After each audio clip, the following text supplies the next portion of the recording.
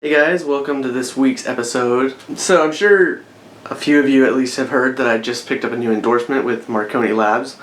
They're the makers of Ego guitars. So I was just going to go ahead and talk about it a little bit.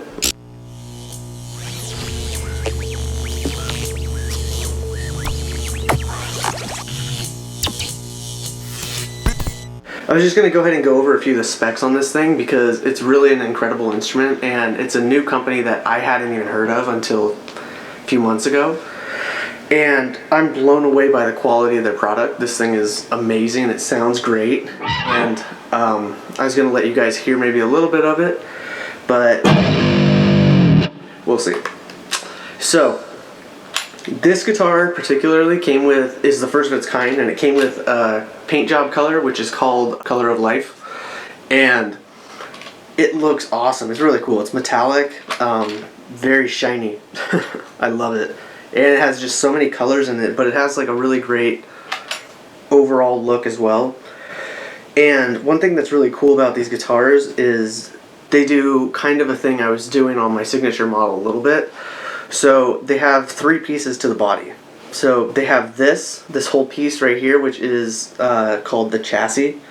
And then they have this bottom piece right here, which is called the heart. And that has all the electronics in it. And then they have the top part, which is called the arm. And so you can choose different wood types for these and break it up kind of like what I did with my signature. So I chose a very similar pattern as I did on that one. I have mahogany as the body, or the chassis, and then I have mahogany on the heart, and then up here on the arm I have maple, so it gets a little bit more punch on that low end, which I really like. The input is right down here, which is fine for sitting and playing just like this, or even if you like more of the standard type of playing like this. So you can do either one. I also have fan frets on this. So what fan frets are is they are basically making the best of both worlds for the high-end register, which is usually best sounding at 25.5 scale length for the neck. And so that's what's applied to the high end. And then the low end is usually better and tighter sounding at a 27 plus inch. So the low end has a 27 plus or a 27 inch scale. And that's why they fan, is because you're keeping these as tight as you can, and then the low end you're spreading out more so they sound tighter. It came with a T4M Tremolo Bridge. You can custom order all this stuff, or change and modify it however you like. And this one is a floating bridge, which is really cool. So I mean, you can do all that great stuff. It's headless as well, which I'm starting to become a really big fan of because I don't have to worry about knocking my head on anything, because I always ding that up first, and it's kind of a pain because every time you do it, then it goes out of tune a little bit more, and you don't have to unlock all this stuff to tune it. You tune it down here at the bridge, and you just put your pick in these little grooves and twist it whichever way you need to. And these have the ability to tune just as much as tuners up here usually do, as well as little minor adjustments as Floyd Rose's will have down here, or the Kahlers on those little small tuner things. I have a set of Seymour Duncan blackouts, which I love and also endorse. So it came with a 3-way switch for those, and they're slanted so you get the best sound. I got a cool carbon fiber plate here, which is made for being able to speak with outer space and aliens out there to teach me how to play better. This also has abalone fret dot inlays, which I think are really dope, and I don't really have that on any of my guitars right now, except for my Les Paul, and I don't play that very often. Obviously it has an adjustable truss rod, and the wood on this neck is really pretty. It's a bolt-on neck. It does not have a neck through, which I don't see as a downfall. I'm good with both. I have bolt-ons and I have neck throughs, and I like them both.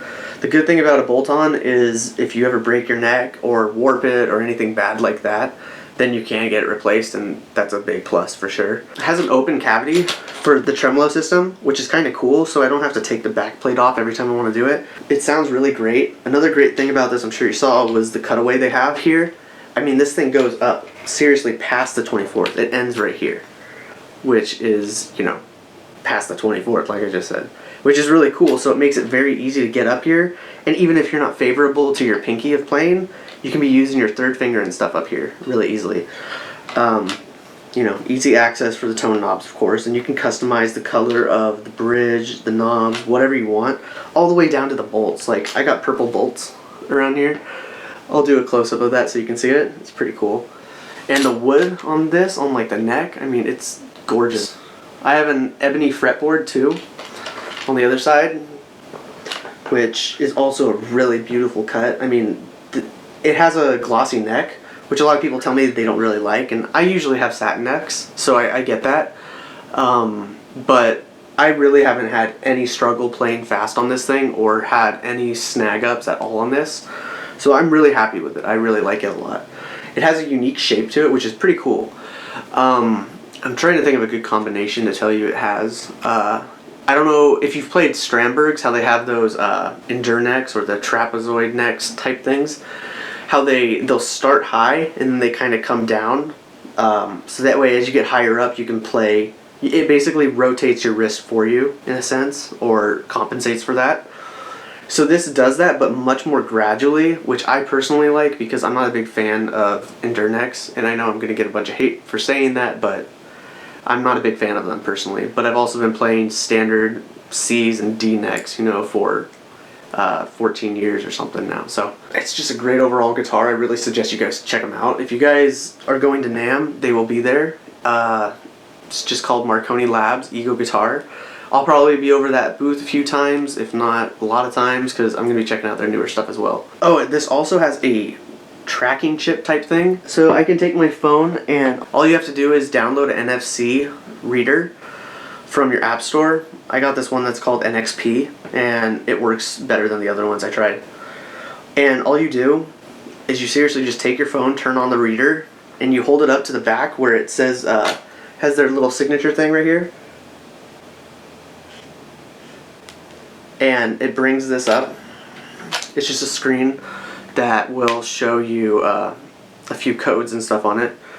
If you just head over to the thing that says NDEF, then it'll have a URL, and you click on that.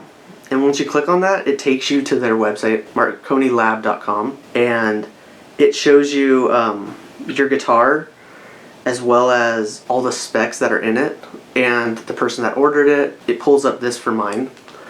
I have photos of my guitar, and then if you scroll down more, you know, it has all the specs for it. It's a Kaya mahogany body or chassis, which is really cool.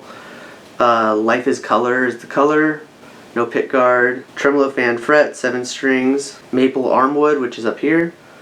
The neck wood is quilted maple, which is beautiful.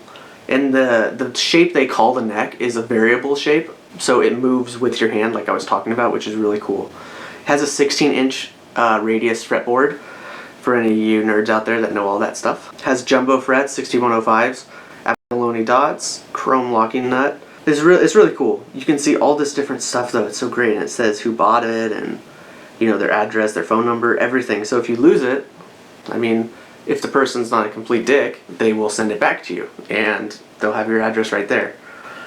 It's pretty cool and a pretty revolutionary thing, I think.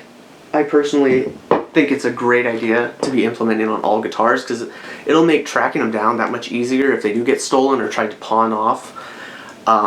Then they actually have to go in and dig out the chip and stuff, and then it's worth a lot less, and it'd be a much bigger deal, I think. So now I'm going to go ahead and play a little bit so you can hear some of the different ranges and some of the different things it can do. Thanks for watching.